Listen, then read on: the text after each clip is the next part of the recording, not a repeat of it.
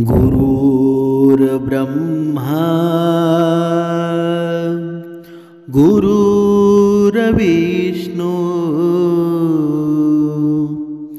गुरुर्देव महेश्वरा सद्गुरु साक्षात परब्रह्मा तस्मै श्री सद्गुरुवे नमः। जय जय रघुवीर समर्थ श्रीराम समर्थ। सद्गुरु चरणांना नतमस्तक होऊन आपण या निरूपणास सुरुवात करूया। मायबाप सज्जनांचं स्वागत आहे। समर्थ सांगत आहे की ज्याचा वर्म चुकला त्याला फेरा नक्कीच बघा महागात पडणार आहे, त्याला फेरा मारावाच लागणार आहे। म्हणजेच काय? म्हणजे चुकलिया वर्म फेरा पडे। वर्म म्हणजे कर्म। त्याचा कर्म चुकला त्याला 84 लक्ष योनीचा हा फेरा आहे, तो मारावाच लागणार आहे। म्हणून समर्थांनी सांगितलेलं आहे की मनुष्याचे जर कर्म श्रेष्ठ असतील तर या विश्वामध्ये तो सर्वात सुखी मनुष्य आहे। या मृत्यू लोकामध्ये सुद्धा सुखी आहे। आणि वरती बघा जेव्हा यमपुरीमध्ये जातो तेव्हा सुद्धा त्याचा प्रवास सुखा समाधानच होतो। म्हणून बघा, म्हणून चुकलिया वर्मा फेरा पडे। जर आपले वर्म व्यवस्थित असतील, आपले कर्म व्यवस्थित असतील तर या 84 लक्ष योनीमध्ये भटकावं लागणार नाही। म्हणून या कर्माच्या फेऱ्यामध्ये कुणीच चुकलं नाही। स्त्री असो वा पुरुष असो, या कर्माच्या फेऱ्यामध्ये सर्वांनाच किंमत मोजावी लागलेली आहे। म्हणून कर्म अगोदर सुद्धा श्रेष्ठ होते आणि आता सुद्धा श्रेष्ठच आहेत। म्हणूनच बघा, पण कधी मनुष्य बघा या कर्मांना श्रेष्ठ मात्र मानत नाही। अशा जीवनामध्ये भरपूर चुक्या अशा हसत करत असतो, पण त्याचं त्याला पूर्ण बघा कधीच त्याला फायदा होत नाही, त्याचं नुकसानच होतं। ते कसं आपण पाहूया। आजच्या या कलियुगामध्ये बघा, ज्या गोष्टींमध्ये साक्षरता निर्माण व्हायला हवी, ज्या गोष्टींमध्ये बघा मनुष्यामध्ये प्रेरणा मिळायला हवी, त्या गोष्टी मात्र कधीच बोलल्या जात नाही। पण या निरूपणामध्ये आपण ज्या गोष्टीबद्दल बोलणार आहोत ती म्हणजे स्त्रीच्या जीवनामधील अविभाज्य भाग म्हणजे तिचा मासिक धर्म। मासिक धर्म म्हणजे मासिक पाळी। या गोष्टीबद्दल फारसं बोललं जात नाही, पण एखाद्या स्त्रीला मासिक धर्म आलेला असताना पुरुषाने त्या स्त्रीला स्पर्श का करू नये आणि तिच्याशी संबंध ठेवला तर जीवनामध्ये काय होऊ शकतं, काही हानी होऊ शकते का, या संदर्भात पूर्ण विश्लेषण या निरूपणामध्ये आपण करणार आहोत। कोणत्या पापामुळे आणि कोणत्या कारणामुळे आणि कोणी दिला होता स्त्रियांना मासिक पाळीचा श्राप? या मासिक धर्म चालू असताना कोणतं काम करू नये? एकदा बघा, ही पौराणिक कथा आहे, पण या कथेनुसार आपल्या सर्व प्रश्नांची उत्तरं आपल्याला मिळणार आहेत। एकदा माता लक्ष्मी भगवान श्री हरी विष्णूंना वैकुंठात बसून आराम करत होते। तेव्हा माता लक्ष्मी भगवान श्री हरी विष्णूंना विचारते, हे प्रभू, आज माझ्या मनात एक प्रश्न उत्पन्न होत आहे आणि फक्त तुम्हीच माझ्या या प्रश्नाचं, या शंकेचं समाधान करू शकता।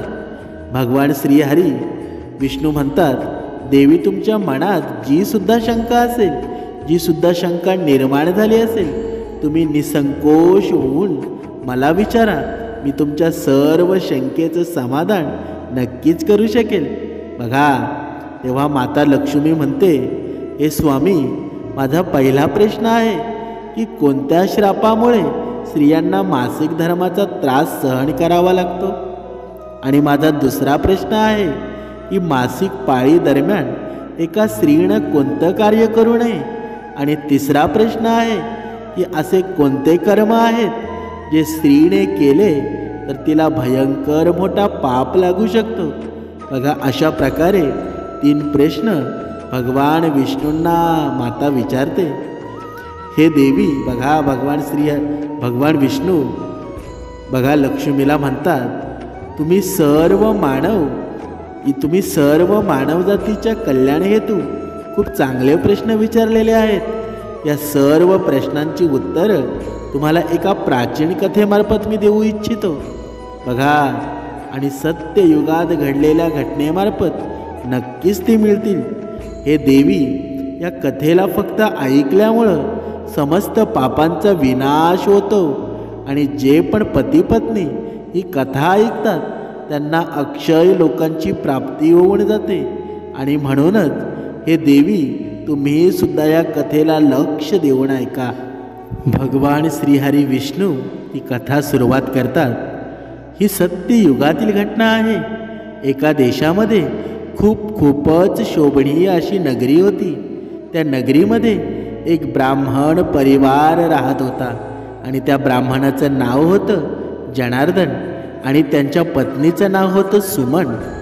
जनार्दनला समस्त शास्त्रांची, ग्रंथांची आणि वेदांची पुरेपूर माहिती होती आणि त्याचबरोबर तो अत्यंत गुणवान आणि बुद्धिमान होता. त्याचबरोबर त्या प्रत्येक धार्मिक कार्य करणारा ब्राह्मण होता. त्या नगरातील लोक जनार्दनला खूप चांगला सन्मान द्यायचे, जो रोजच्या रोज यज्ञ, दान, धर्म त्याचबरोबर देवाचे नामस्मरण करायचा.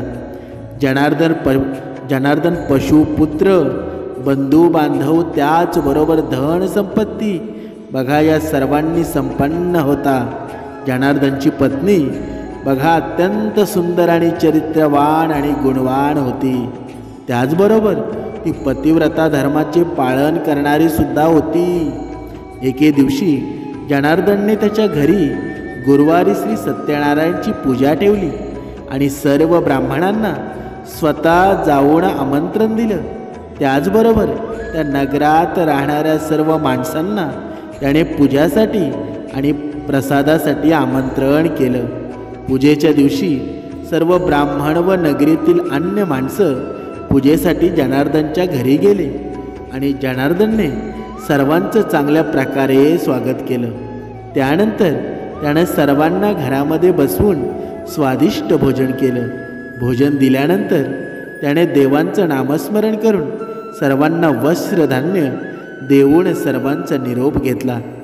सर्व ब्राह्मण जनार्दनला आशीर्वाद देऊन तिथून निघून गेले. त्यानंतर त्याने त्याच्या परिवारातील लोकांना, बंधूंना, बांधवांना व अनेक गरिबांना भोजन दिले.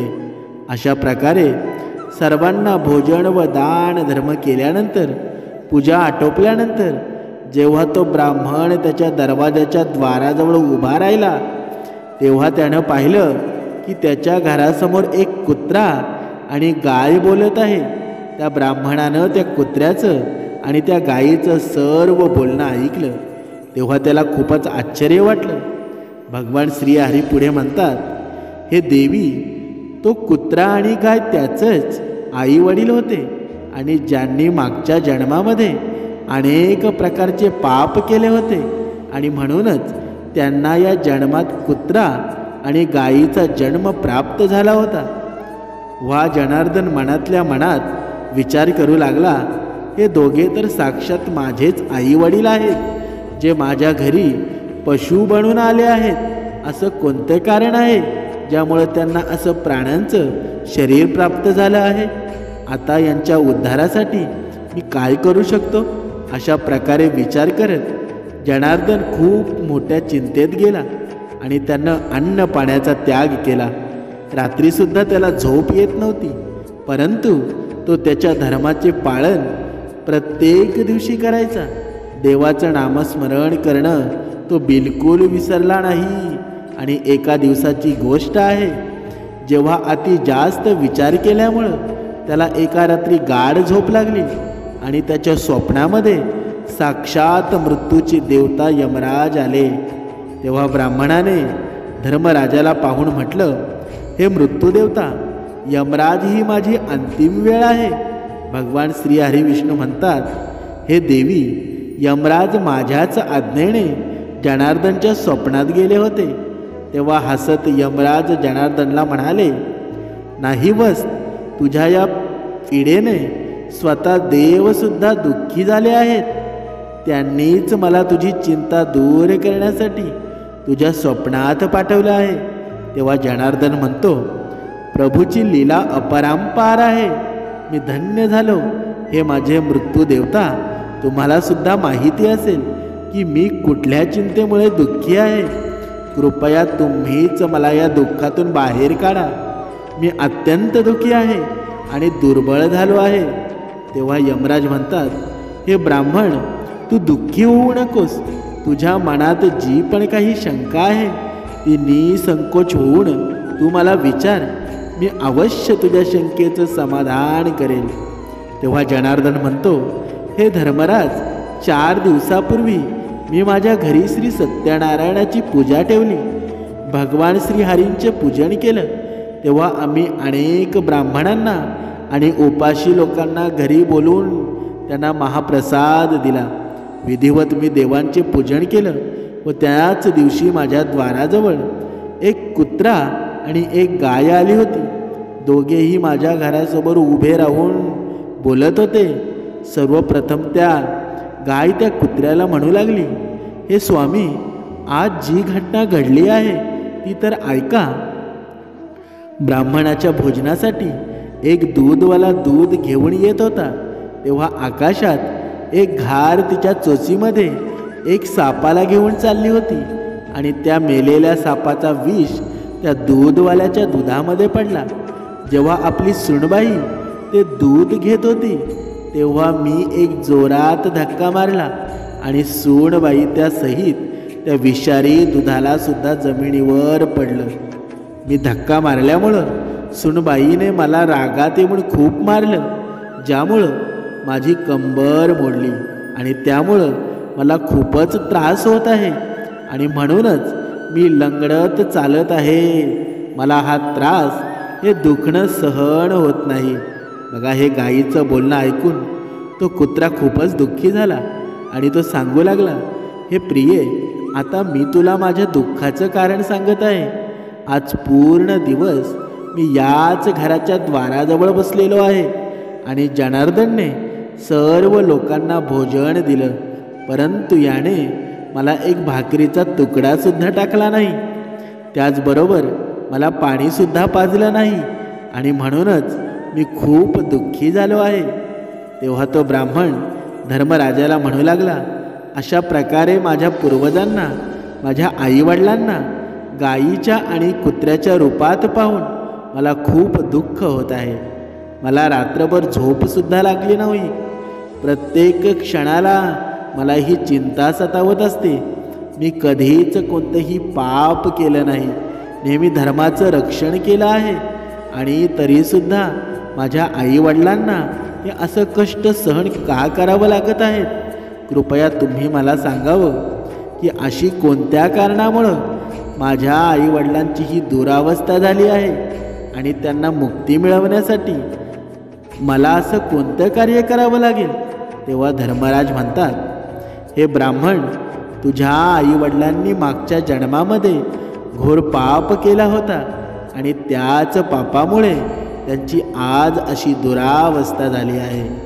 तेव्हा ब्राह्मण म्हणतो, हे धर्मराज, असं कोणतं पाप माझ्या आईवडिलांनी केलं आहे ज्यामुळं त्यांची अशी दुरावस्था झाली आहे? कृपया तुम्ही मला सर्व विस्तारपूर्वक सांगावं. मला सर्व काही जाणून घ्यायचं आहे. तेव्हा धर्मराज म्हणतो, हे ब्राह्मण, तू लक्षपूर्वक ऐक. हा कुत्रा जो तुझे वडील आहेत आणि ते मागच्या जन्मात एका नगरातील श्रेष्ठ ब्राह्मण होते. यांनी एके दिवशी एकादशीचा व्रत ठेवून भोजन केलं होतं आणि एकादशीच्या दिवशी याने दान धर्मसुद्धा केला नाही. त्याचबरोबर तामसिक पदार्थाचं म्हणजेच कांदा लसूण या गोष्टींचं सेवन याने केलं होतं. त्याने द्वारावर आलेल्या गाय आणि कुत्र्याला कधीच भोजन दिलं नाही. याने त्यांच्या पितरांचं श्राद्धसुद्धा विधीपूर्वक केलं नाही. आणि त्याचबरोबर मागच्या जन्मात तुझ्या वडिलांनी तुझ्या आईसोबत मासिक धर्मात संबंध बनवला होता आणि याच पापामुळे याला या जन्मामध्ये कुत्र्याचा जन्म मिळाला आहे. आता तुझ्या आईबद्दल, तुझ्या आईने मासिक धर्म असताना सुद्धा भोजन बनवलं. मासिक धर्मातच हिने देवाची पूजा केली, तुळशीला सुद्धा जळ अर्पण केलं आणि त्याचबरोबर देवाला प्रसाद सुद्धा अर्पण केला. आणि त्याच दरम्यान तिने गाईला भाकरी सुद्धा द्यायला घातली होती आणि म्हणूनच हिला सुद्धा महापाप लागला आहे. मासिक धर्माच्या काळात स्त्री 4 दिवसांसाठी अपवित्र बनते. बघा, भगवान श्री हरी विष्णू म्हणतात, हे लक्ष्मी, आता तुमच्या प्रश्नांची उत्तरं लक्ष देऊन ऐका. मासिक धर्मात स्त्रीने पूजापाठ करू नये. या 3 दिवसामध्ये स्त्रीने तिचे केससुद्धा धुवू नये, केससुद्धा देऊ नयेत. असं केल्यानं पतीचं आयुष्य कमी होतं. आणि मासिक धर्म चालू असताना स्त्रीने झाडांना स्पर्श करू नये. मासिक धर्म चालू असणाऱ्या स्त्रीने नवऱ्यासोबत संबंधसुद्धा बनवू नयेत. जो पण पुरुष अशा स्त्रीसोबत संबंध बनवतो त्याला ब्रह्महत्येचं पाप लागतो. आणि जो मासिक धर्माच्या स्त्रीच्या वस्त्रांना स्पर्श करतो त्यालासुद्धा पाप लागतो. मासिक धर्म चालू असणाऱ्या स्त्रियांच्या शरीरात 3 दिवस ब्रह्महत्येचं पाप निवास करत असतो. आणि 4थ्या दिवशी ती स्त्री स्नान केल्यानंतर पवित्र होते. 4थ्या दिवशी स्त्रीने स्नान केल्यानंतर तिच्या नवऱ्याचा चेहरा पाहावा. अन्य कोणाचाही चेहरा पाहू नये. जरा नवरा जवळ नसेल तर सूर्य देवाचे दर्शन करावे. अशा स्त्रीने जमिनीवरच झोपायला हवे. हे अतिशय चांगलं समजलं गेलं आहे, ज्यामुळं त्यांच्या गर्भाशयाची पीडा कमी होत असते आणि अशा स्त्रीचे स्वास्थ्यसुद्धा चांगलं राहतं. अशा स्त्रियांनी त्यांची वस्त्र नेहमी वेगळी ठेवावीत आणि वेगळीच धुवावीत. पुढे धर्मराज ब्राह्मणाला म्हणतात, हे ब्राह्मण, याच पापामुळे तुझ्या आईवडिलांना गायीचा आणि कुत्र्याचा जन्म प्राप्त झाला आहे. जनार्दन म्हणतो, हे धर्मराज, आता तुम्ही मला माझ्या आईवडिलांच्या मुक्तीसाठी उपाय सांगा. तेव्हा धर्मराज म्हणतो, हे ब्राह्मण, तू कोणत्याही अमावस्येच्या दिवशी तुझ्या आईवडिलांच्या मुक्तीसाठी श्राद्ध कर, दान धर्म कर, त्याचबरोबर तर्पण कर, गायीची सेवा कर आणि गोमातेला अन्न खायला घाल.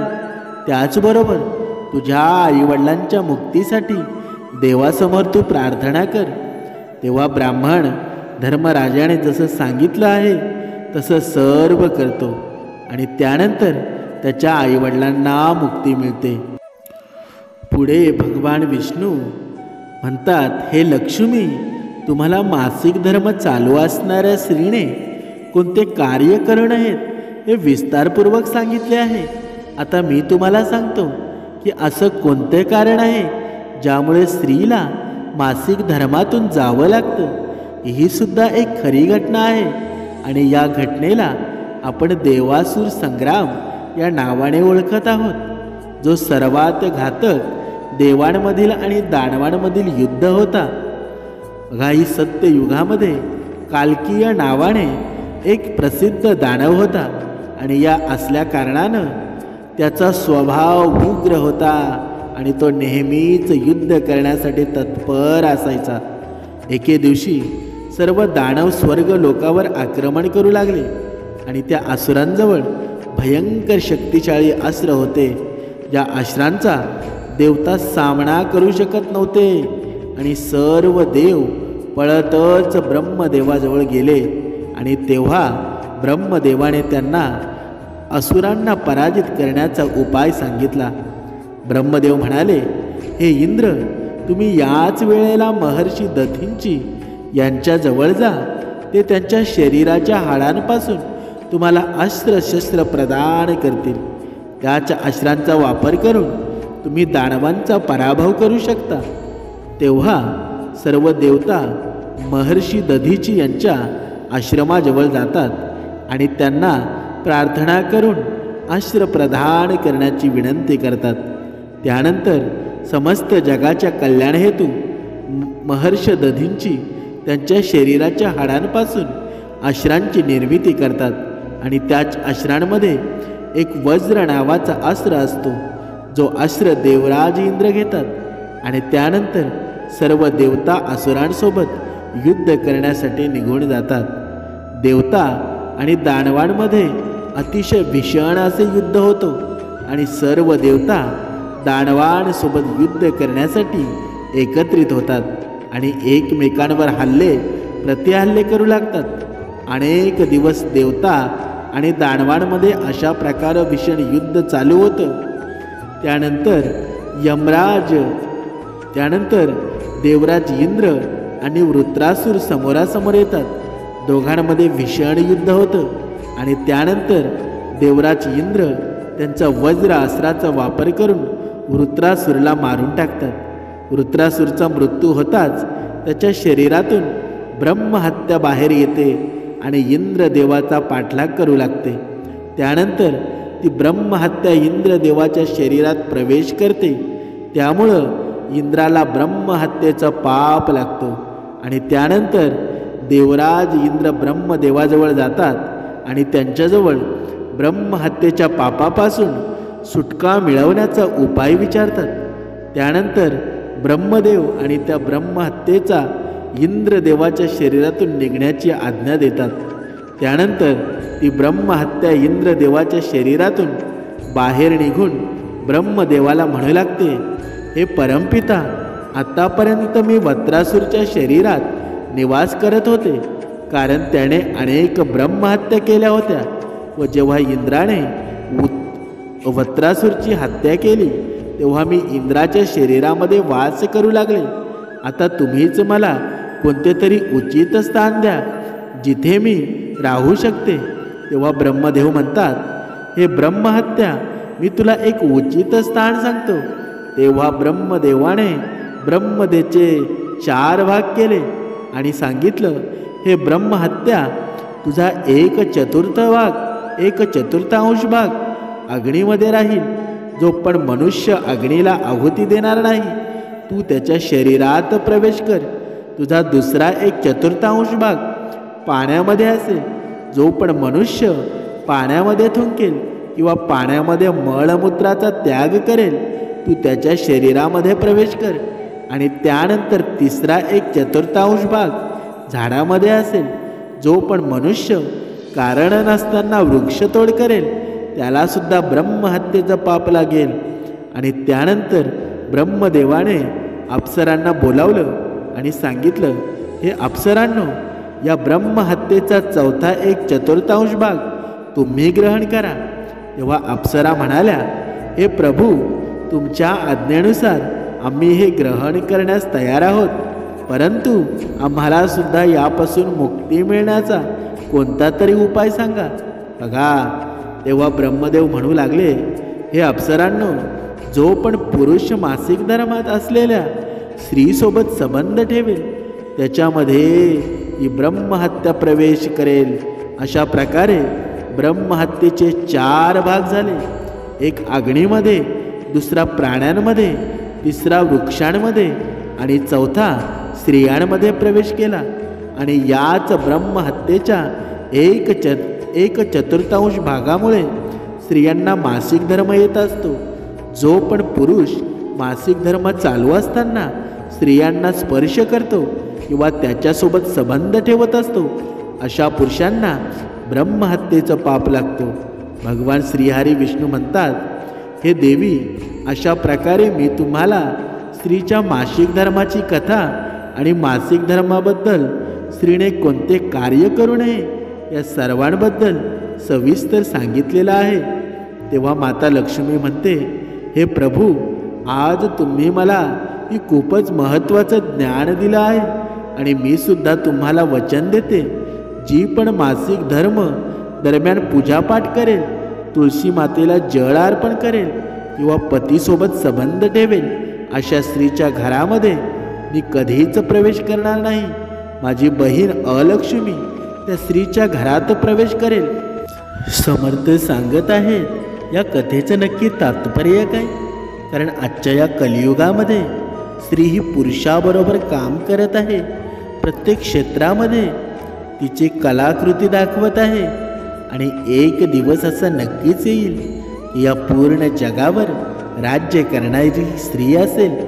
पण या कथेमार्फत हेच सांगू इच्छित आहे की या कथेमध्ये सांगितलेल्या सर्व गोष्टींचं पालन पुरुषांनी सुद्धा आणि स्त्रीने सुद्धा केलं तर नक्कीच फायदा होईल.